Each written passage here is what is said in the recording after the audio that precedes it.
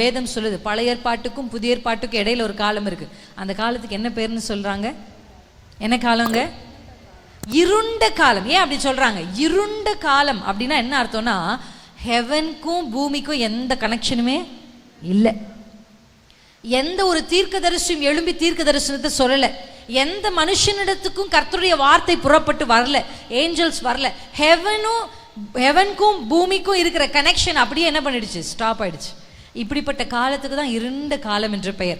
இந்த இருண்ட காலத்திலிருந்து வெளிச்சத்துக்கு வருவதற்கு கர்த்தர் ஒரு காலத்தை குறிச்சிருந்தார். அல்லேலூயா.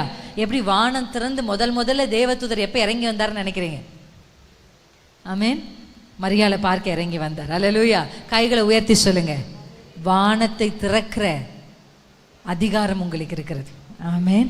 இந்த வேதம் ஆண்டவர் யார், அவர் என்ன செய்வார், அவரால் என்ன செய்ய முடியும், அவர் எப்படிப்பட்டவர் என்பதை மாத்திரம் இந்த வேதம் நமக்கு காண்பித்து கொடுக்கல. இந்த வேதம் நீங்கள் யார், உங்களுக்குள்ள இருக்கிற அபிஷேகம் எப்படிப்பட்டது, உங்களால் செய்யக்கூடியவைகள் என்ன என்ன என்பதையும் வேதம் நமக்கு காண்பித்து கொடுத்திருக்கு. நம்புறீங்களா?